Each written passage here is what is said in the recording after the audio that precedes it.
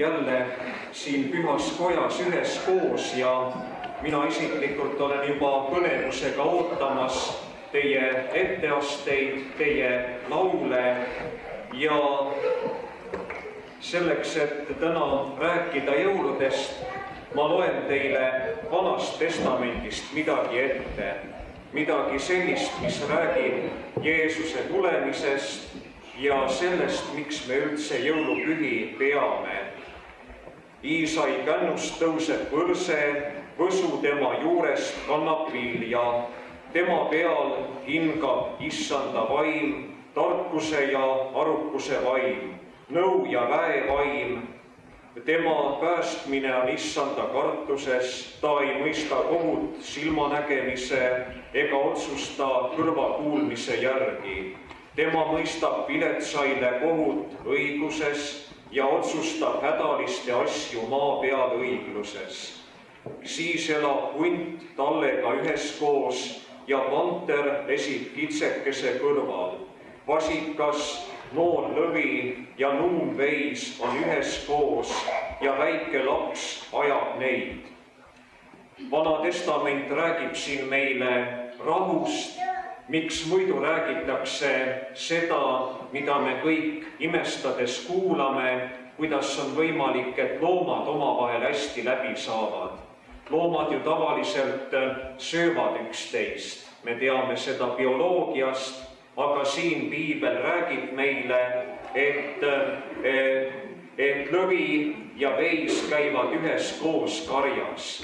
Ja ma ei lugenud teile pikemalt ette, aga te võite kodus järele vaadata, asi läheb siin veel isegi hullemaks.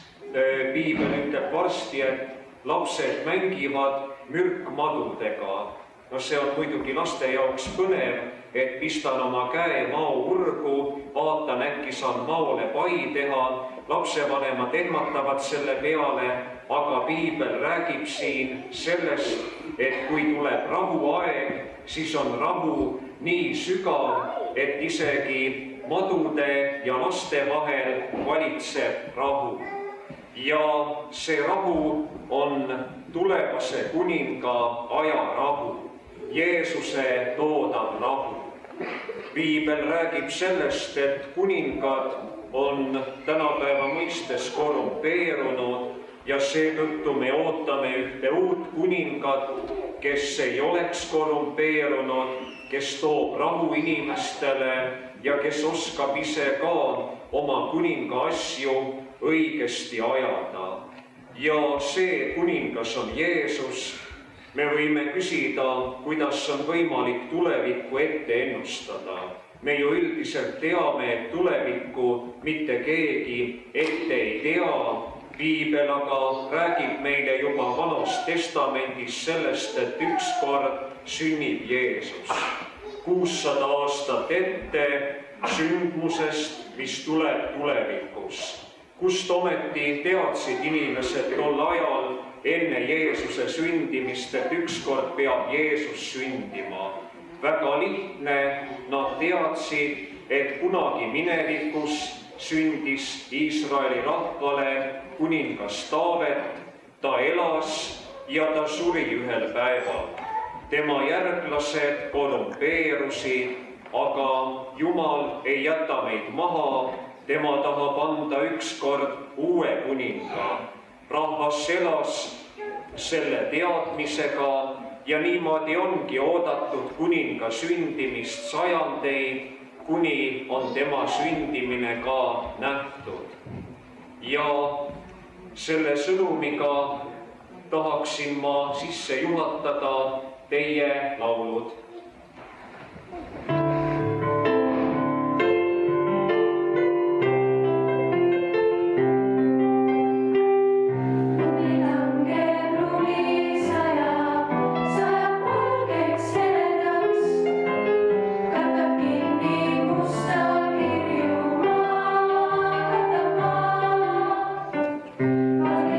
Meid aina alla, tuleb taevas tumedas.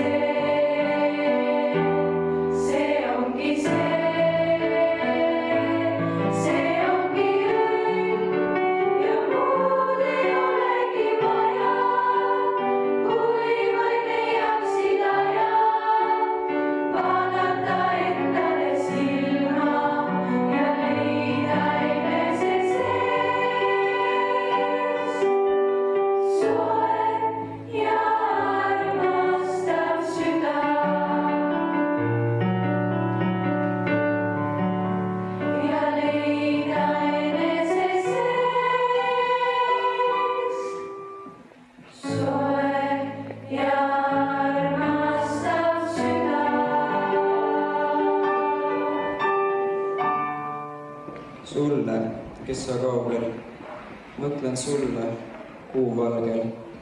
Miks küll kodus pole sind? Mis on tulevikus selle kõige hind? Kui sa kodust ära läksid, hüvasti sa siis jätsid. Sa Eesti tolmu jalgelt pühkisid, nägid vaeva, töötasid, rühkisid. Kui meid ootavad ahvatlevad võimalused, sihid, raha, siis tihtipeale me ei mõtle, tahame või ei taha. Kuid pea meeles, mis iganes sa ka ei teeks. Mul on alati sinu üle hea meel, Robin.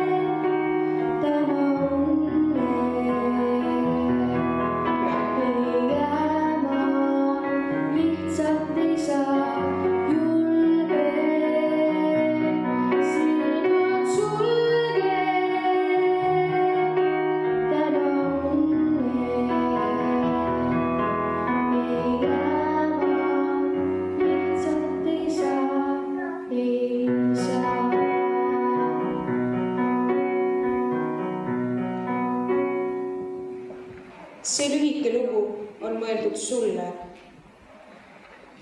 Tänapäeval on paljud inimesed läinud välismaale tööle ja vaid võib-olla tulevad pühadeks koju. Need kallid inimesed on meist füüsiliselt kaugel, kuid veel hullem on, kui inimene istub meie kõrval ning ta tundub eemal olev ja kättesaamatu, kusagil oma mõtetes ja vaimselt kaugel. Inimesed unistavad tihti tulevikust või igatsevad minevikku ja seega unustavad praeguse hetke. Minevikku igatsedes oled sa kui ummikus.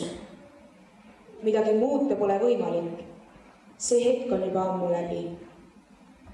Muuta saab vaid olevikku, seda hetke praegu, siin. Tulevikust unistades mõtled ajast, mis on veel alles ees. Pole mõtet unistada, kui praegu midagi oma unistuste jaoks ei tehta.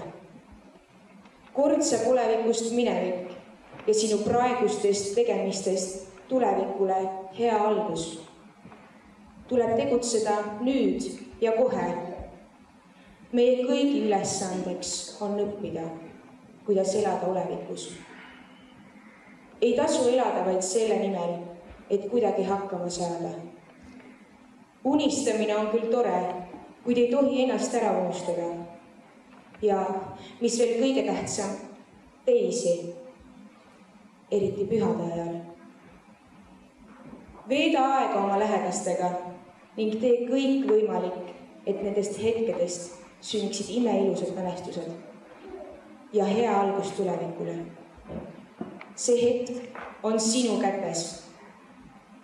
Nüüd mõtle, kas sina oled samuti kusagil kaugel.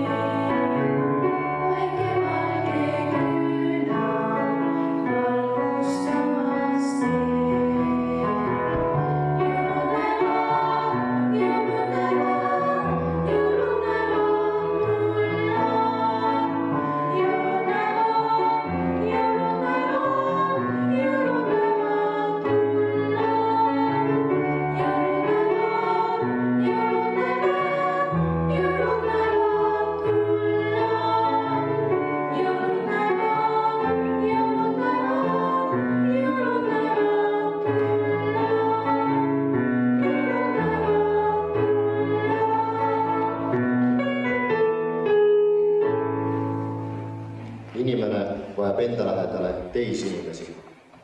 Leiab uusi tuttavaid, kuid tihti unustame oma sõbrad ja sugulased. Meile vajalikud inimesed võivad olla meist kaugel erinevatel põhjustel. Võib-olla on nad siit ilmast lahkunud. Võib-olla elavad maailma teises otsas. Nad võivad olla väga lähedal, aga samas on toimunud kaugenemine. Sa näed inimest enda eest seismas, kuid ometigi on tunne, nagu elaks ta teises maailmas väga kaugel. Jõulud on aeg, et need inimesed uuesti leida. Ütleb ju laulgi, et jõuluõhtu valgus on heade mõtete algus.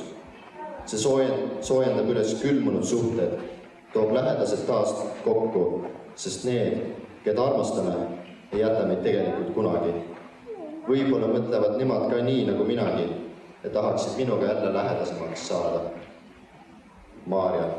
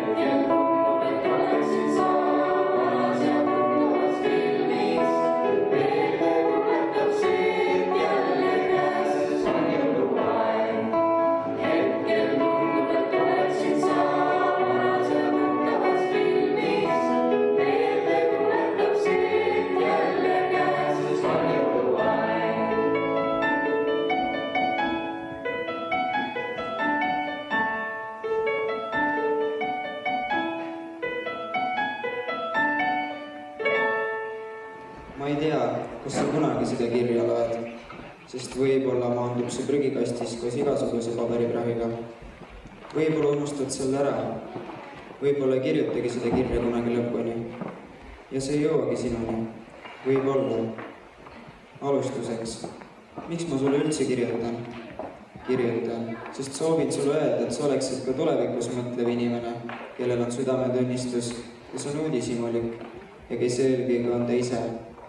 Ja et sa tulevikus oleksid töökas ja aus, tunneksid ja armastaksid ennast ja neid, kes sulle kallid. Sina, mu tuleviku mina, Johanna.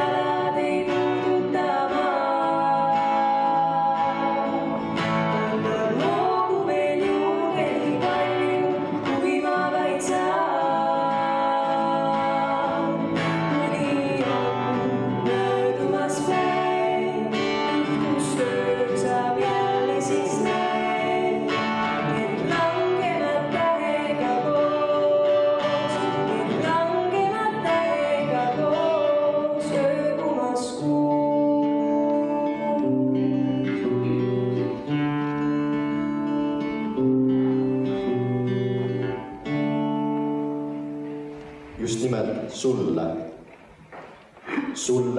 kes sa oled kaugel, sulle, kes sa oled vanematest kaugel, sulle, kes sa muretsed tühiste asjade pärast liiga palju, sulle, kes sa arvad, et kõik on läbi, sulle, noor, kes sa endale uue auto ja load saanud, sulle, poliitik, kes sa muretsed tulevaste valimiste pärast, sulle, kes sa oled olnud aasta läbi hooliv, sulle, kes sa õhtul üksi pimedas koju jalutad, sulle, kes sa mõtled, et võiksid endale uue kodu soetada, sulle, kes sa uuele töökohale kandideerid, sulle, kes üritad iga kuu otsaga kokku tulla, sulle, kes üritad oma väikeste heategudega maailma paremaks muuta, sulle, kes sa oled õnnelik, olenemata mitte väga heast elust, sulle, kes sa oled valmis kõigile iga kell appi minema, sulle, kellel ei ole kahju teiste nimel rohkem pingutada, Teile kõigile soovin ma muhedaid jõule ja palju korda saatmisi järgmisel aastal. Karel.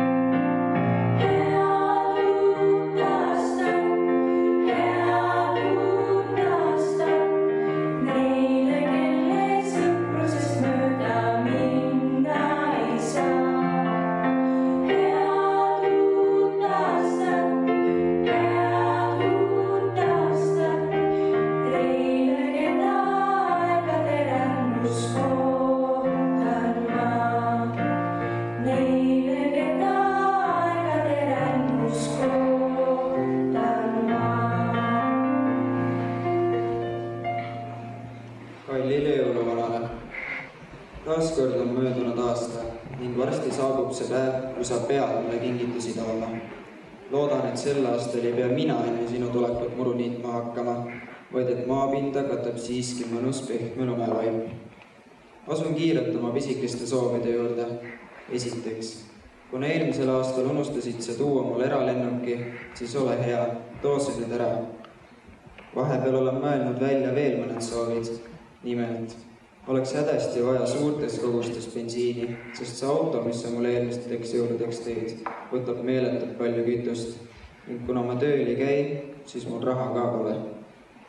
Kui saad, siis prindi mulle lennukipiletid Hawaiile ja tagasi, sest ma ei kavatse küll siin Eestis talv läbi külmetada. Muidugi, kui nüüd korralik lumi maha tuleb ning teed muutuvad libedaks, siis oleks mu autole vaja ka talverehme. Eriti hea oleks siis, kui saaks kas velgedega. Isa soovib, et sa tooksid talle rikka naise ning uue auto, sest vanale masinale sa tagurdasid eelmisel aastal mu põdraga sisse. Ootan sind ja loodan, et sa jälle midagi maha ei unusta ning ei hakka sel aastal jälle meie juures köögis isaga napsitama. Tervitades Siim.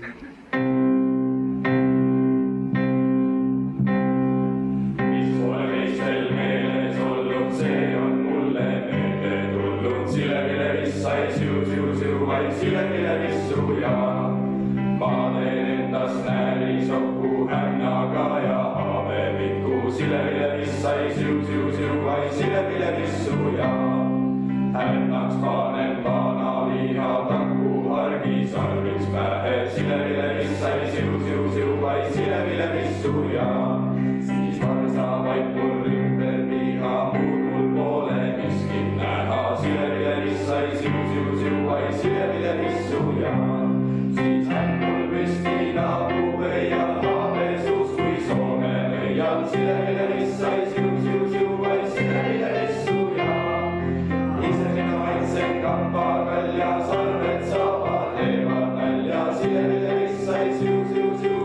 Silevile vissuja, siis nalja pärast näita võib, mismoodi katus kaudu käib, vaid Silevile vissaid siu, vaid Silevile vissuja. Ja igas kohas üleval, kui oleks tüüne jalge all, vaid Silevile vissaid siu, vaid Silevile vissuja. Siis aga kande võtan ma, neiud tulge tantsima, poisid tulge tantsima, Silevile vissuja. Siis aga kande võtan ma, neiud tulge tantsima, poisid tulge tantsima, Silevile vissuja. Küll on lõbus tantsutrall, tantsutrall, tantsutrall, põrand põrub jalge all, Silevile vissuja. Küll on lõbus tantsutrall, tantsutrall, tantsutrall, põrand põrub jalge all, Silevile vissuja. Sulle, kes sa kaugel, jälgid kõiki meie tegevusi, kirjutan ma kirja. Olen saanud vanemaks ja mõistnud, et kingid ei ole jõulude ajal kõige tähtsamad. See aasta on olnud täis nii rõõmsaid kui ka kurbi hetki. Minu õel sündisid kaksikud 2 kuud enne õiget aega. Nad kaalusid kõigest 1,7 kilogrammi. Läbi unetute ööde, mõttega, kas lapsed peavad vastu, tulid beebid ja õde olukorrast välja. Praegu on lapsed 7-kuused, terved ja tugevad poisid. Sama kuu lõpus tuli meile teade, et mu vanaisa õde on ära surnud. Mai keskel toimusid matused, kuid mind kaasa võetud. Nende sündmuste tagajärjel olen hakanud hindama, kui tähtis on perekond. Jõuludeks soovingi, et pere püsiks koos, vanatädi hing läheks taevasse ning poisid kasvaksid suureks ja tugevaks. Mina proovin järgmine aasta rõõmustada oma vanemaid heade hinnatega ja aidata õel lapsi hoida. Parimate soovidega, sinu Roland.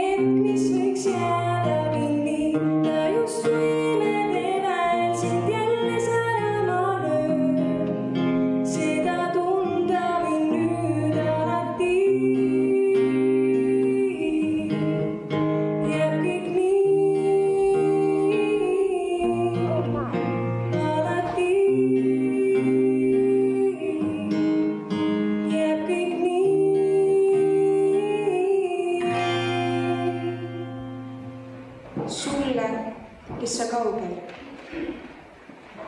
Kell tiksub, klass on vaikne. Õpetaja kõnnib ringi. Keegi ei räägi. Kell tiksub tunni lõpule lähemale. Tekib sosin, siis vaikne rääkimine, siis lärm ja siis lausa laad. Kell lööb vahetundi. Klassist lahkutakse lärmiga. Poiss näeb teist poissi. See tegeleb telefoniga. Ei räägi, ei jookse, ei lärma. Istub teistest eemal. Poiss läheb lähemale. Küsib, et mis teed. Vastust ei tule. On vaid sügav ohe. Ohe ja kuri pilk. Küsimus kordub. Vastust ei ole. Küsimus tuleb kui tilk kraanist ja voolab mööda teise poisi pead. Poiss istub maas. On telefonis. Vaatab üles. Näeb teist poissi.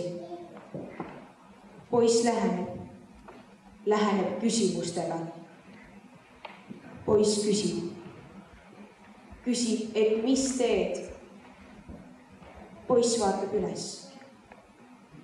Ohkab. Vaatab teist poissi. Poiss küsib uuesti. Ei vasta. Ta vastas juba. Vastus jooksis mööda teise poisi pead kui veetilk kraanist. Kell lõi tundi. Lärm jäi vaikseks. Lärmi polnud enam. Koridorid olid tühjad. Kell tiksub. Klass on vaikne. Õpetaja kõnnib ringi. Kaspar.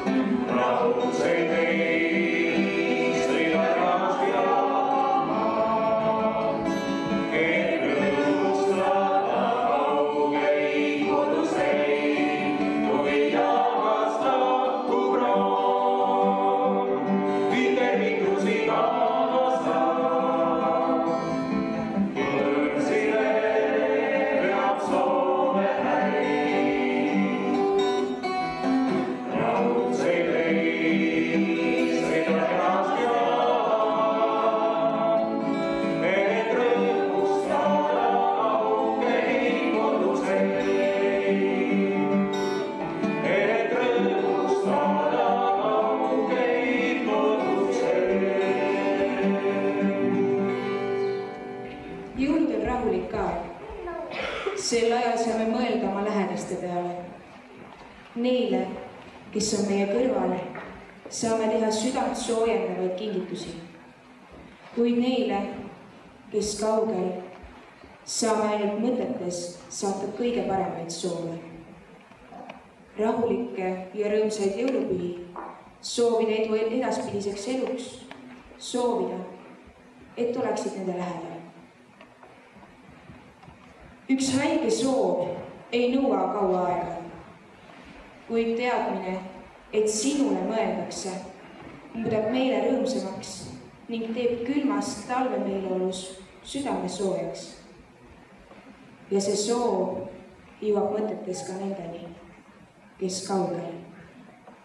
Elisaberta. Sulle, kes sa kaugel,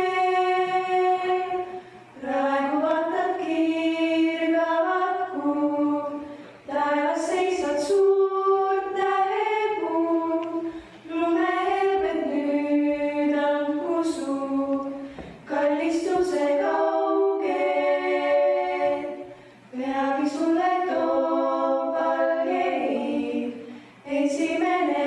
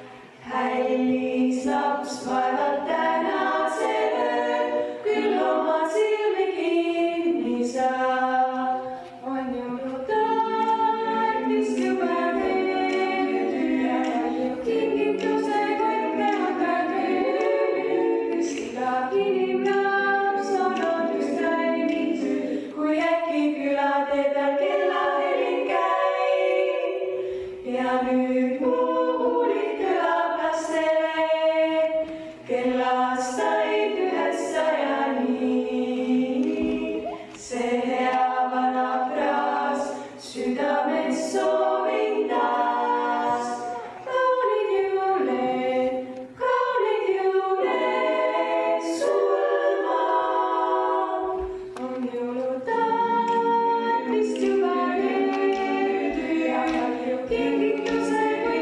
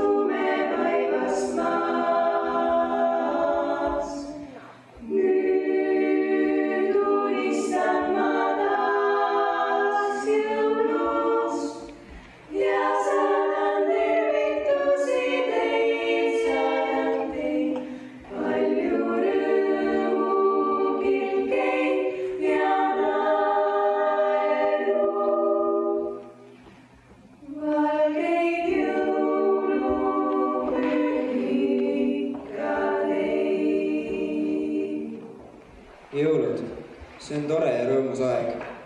Ainuke aeg aastas, mil valdab sind kindel tunne. See tunne on justkui saadetis Hiinast.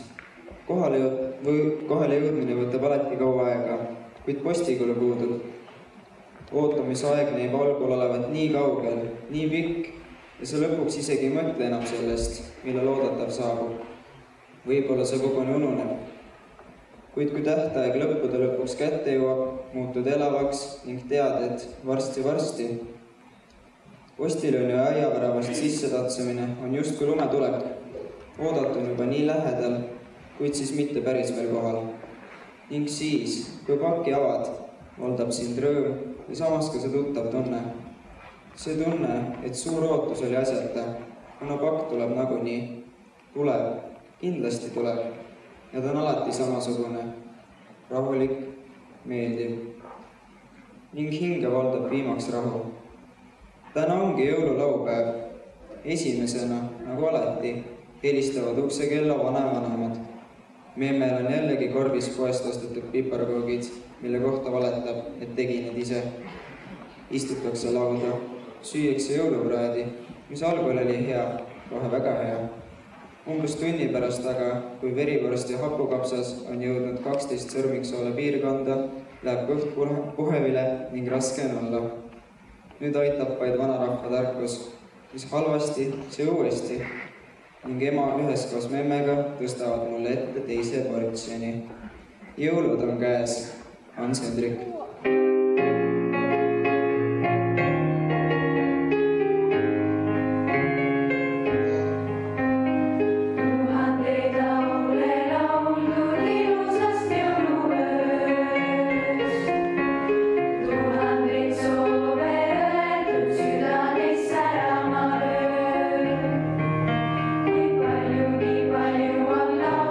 Laule, mis tõmbata veel.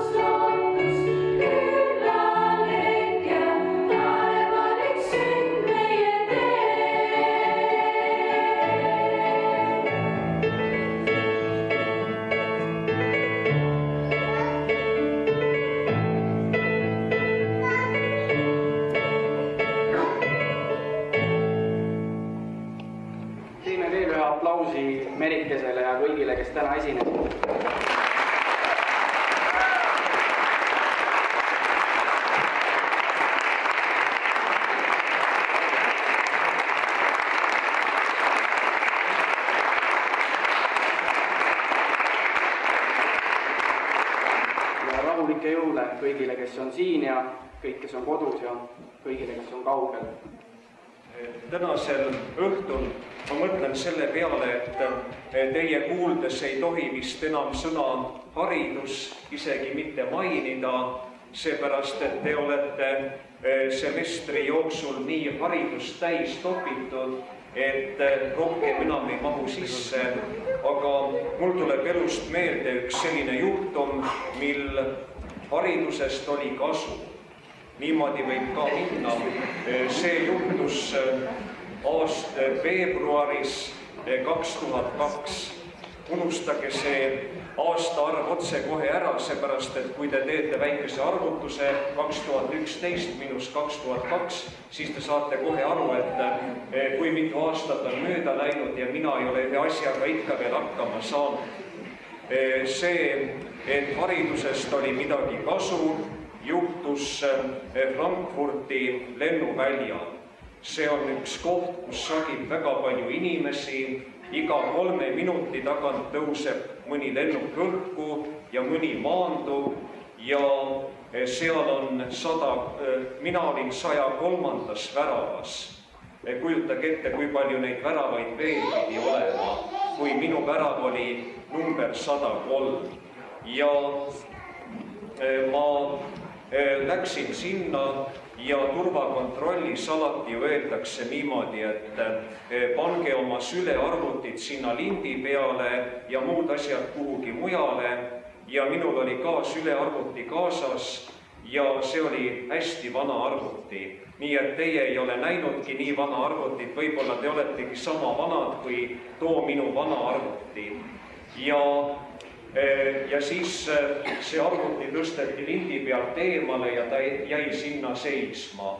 Ja mina näitasin tollele mehele seal, et dieser computer gehört mir ja andsin talle märku, et ta võiks selle lindi peale panna, et see minu juurde tuleks.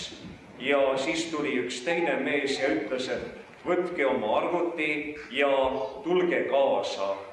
Ja ma läksin temaga ja siis öeldi mulle, et tehke nüüd arvuti lahti. Ja ma tegin arvuti lahti ja siis ta võttis mingisuguse skänneri kätte ja ta hakkas sellega minu arvutit uurima. Ja ma küsisin temalt, et mis teile minu arvuti juures ei meeldi. Ja ta ütles, et me ei saa teile seda öelda, seepärast, et kui me ütleme, siis te järgmine kord tulete sellise arvutiga, mis paistab meie silmist normaalne. Ja ma küsisin, kas minu arvuti paistab välja liiga vana, jah, visake minema. Ja selle peale ma ütlesin, et arvuti on küll vana, aga doktoritöö on uus.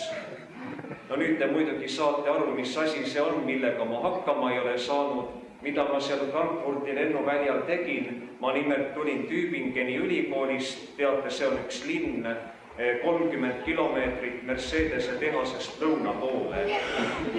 Ma olin Tübingenis just ühe eksami teinud ja tulin lennuki peale, et koju tagasi sõita ja siis selle peale need turvamehed muutusid kuidagi hästi lahkeks. Siin arvutis on siis doktoritöö või? Ma ütlesin, et on ja doktoritöö. Ja nad küsisid, et mis teemal see on kirjutatud. Ma ütlesin, et teoloogiast. Ja selle peale nad muutusid hästi sõbralikuks ja ütlesid, et teoloogiast, siis palun võtke oma arvuti, palju edu teile ja ma võisingi minna. Ja sellest silmapilgust mul tekkis selline ilus ja hea tunne, et meie, eurooplased, oleme sellised inimesed, ükskõik, kas me oleme siin Eestis või kusagil mujal, meie peame haridusest väga palju lugu. Nii et isegi kui arvuti paistab vana ja kahtlane, kui sellega mingit õiget asja tehakse, siis on see üks väga õige asi. Aga see jäi sinna minevikku, tol korral oli mul haridusest kasu, loodetavasti on edaspidigi ja teil samuti. Ja nüüd, kes te olete siin seisnud nii pikalt ja kannatlikult, ütlen teile kõigile suur tänu tänase ilusa kontserdi eest, mille olete meile andnud. õnnistatud jõulupühi teile kõigile.